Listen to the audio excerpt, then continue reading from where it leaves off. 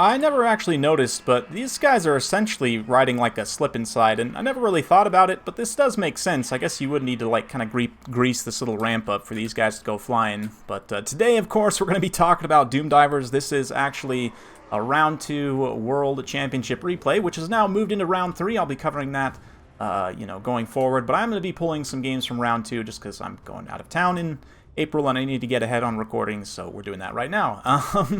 Anyway, Doom Diver catapults. I'm going to call them a unique unit here just because they're catapults in name, and in certain functions they do work as catapults, but really they're kind of a unique artillery in that they have homing, right?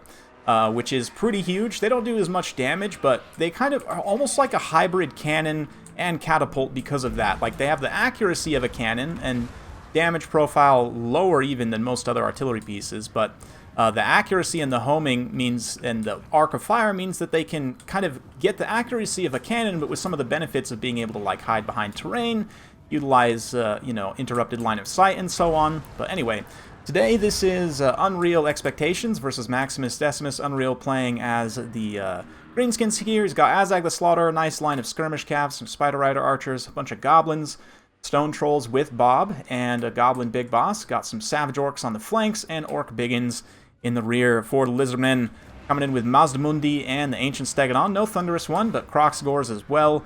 Cohort of Sotek. We've got some Chameleon Skinks, Temple Guards, lots of Javelin cohorts, and 3 Pterodon Riders. So Azag, I love the pick here. Also can be a little bit risky. Most Lizardman players won't take a high salon in this matchup anymore just because Azag's fallen out of the meta a little bit, but definitely still a danger. And I mean, just Pterodons and all the missiles are a big danger, and Azag diving down to try and fight a dinosaur, he'll probably get crumped unless he gets a good engagement. So it's risky, but I also really do like the pick here because he's super fast. He can fly around, Spirit Leech, cast spells, and dive, at the appropriate time. Speaking of diving, you can see here that the Doom Divers just focusing whatever expensive multi-model target they can, which is a good idea. I mean, their DPS is not amazing against single entities especially, but the damage is high enough. If they make contact with an expensive unit, they're definitely going to pay for themselves, so we'll get nice and close. And as a unit, it's probably one of the most ridiculous units in all of Warhammer, and I love it for that specific reason. Like, literally just like goblins hopped up on mushrooms, yeeting themselves off of a slip and slide, more or less. Some of you might not know what that is, but you can just guess by the name. But nice banishment comes in here. Azag actually does dive down, and with support here with Bob, and with the Biggins actually crumping pretty well on the front line, he's able to get a little bit of damage in, sweeps out mostly unscathed there, which is nice. But a big old kind of melee just crush here in the center.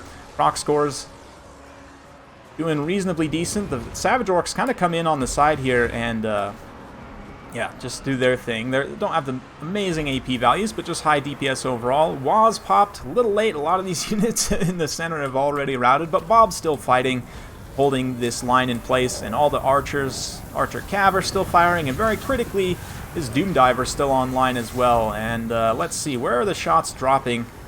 Looks like just going after still the Temple Guards over there. But now switching on over to some of these monsters here. Yeah, probably going after Mazdamundi or the Ancient Stegodon, contributing some extra DPS. Azag gets netted up in the air, so he can't dive down, but Mazdamundi is in trouble here. You can see these hitboxes are so big that it's very, very easy for the Doom Divers to make consistent contact there on Mazdamundi. And Doom Divers also not particularly shown here, but they are also great anti-air kind of specialists, because the homing missiles do follow units around in the air, like probably more than any artillery piece. It's hard to dodge. You can, but it's very hard to dodge Doom Diver shots in comparison to, say, something like, even like a Warp Lightning Cannon or a traditional Dawi or human cannon, right? It's almost impossible to dodge them in the air with a Flying Lord. So that it wasn't really showcased here, but that is also something to be aware of with the Doom Divers. But so far used up all their ammunition, shooting more or less high-value targets, right? Like all over 1,000 cost targets, which were presented here. And Lizardmen are in an interesting spot in this matchup because artillery isn't necessarily always the best pick in this matchup. But it can be quite good, in fact, because Lizardmen, you know, they tend to be a little bit slower as a faction. They have some fast units, but really they don't have like any fast attack ground units, right, in the 90 speed range. Fastest really is like Cold One Cavalry, and yes, they have Pterodons, but can only do so much, really. And at this point, army losses kicking in. Just the cohort of Sotek left, and that's a victory for Azag's Greenskins, and a big chunk of damage coming out of the Doom Diver. Relatively expensive. They arguably slightly overpriced, some would say, but I think kind of given their potential, they're probably right where they should be. Maybe just slightly overpriced, but here, doing a great job, and the Maximus Lizards not really having the numbers to shut them down. They absolutely pay dividends here. Same thing with these Skirmish Cav. I mean, you can tell the difference in damage. These non-AP Spider Rider Archers and the Regiment of Renowned Mangy Marauders with actual armor-piercing missile damage just get way more damage value. To be expected. Stone Trolls don't really have to do a lot. They kind of run away a lot. Biggins also get crumped somewhat, but those Savage Orcs that came in on the flank there actually did a great amount of damage for their cost. Goblins generally trading pretty cost-effectively into Skinks, and Azag also doing some nice Spirit Leeching and diving, racking up value over time. So, a great game from Unreal, great game to Decimus as well, of course, and yeah, I like the pick of Azag here. Quickly, just to finish up with Doom Divers, though, as I mentioned, a couple things we didn't see there is taking advantage of interrupted line of sight, the kind of anti-air specialization that Greenskins can bring with that.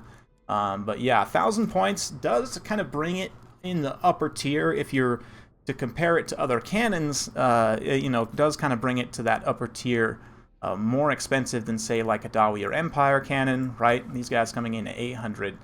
More comparable to something like a Skaven Warp Lightning cannon at 1,000. But of course, you have the benefit of the interrupted line of sight, the homing. In terms of missile damage, it is significantly less, right?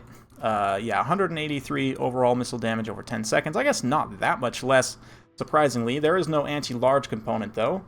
Yeah, 170 armor piercing on contact, and it does also have the explosive, of course, as well. It's relatively long reload, 16.2 second reload time. Warp Lightning Cannon even longer, but of course 70 bonus versus large on that, and 260 armor piercing. So, excuse me, yeah. I mean, just its sort of total base weapon damage is... Or sorry, the armor-piercing damage is like just as much as the base plus armor-piercing missile damage, not even including the explosion into that.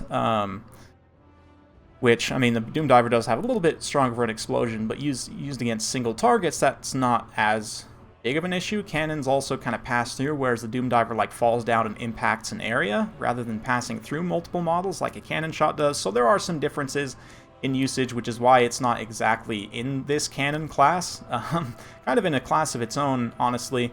There is this one other artillery piece that has homing, right? That's, again, different in terms of usage, given that it's like a single model, the crew's unbreakable. It's kind of, again, some key differences here, and it's also even more expensive, right? So I'm going to kind of class these two differently, even though they're arguably the most comparable to each other. But anyway, that's kind of it for the Doom Divers. I mean, it's not really correct to call them catapults, I wouldn't say, even though they're literally called Doom Diver catapults.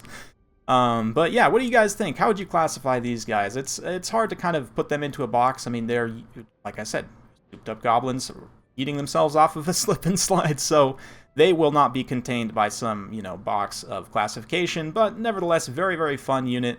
Can be really good in certain situations, but it is pretty expensive and risky to take. So hopefully you guys learned something today. If you like this sort of content, be sure to like, subscribe, hit that bell notification button. Every time I upload a new video, you'll be notified. Thank you again for watching, and we'll see you next time.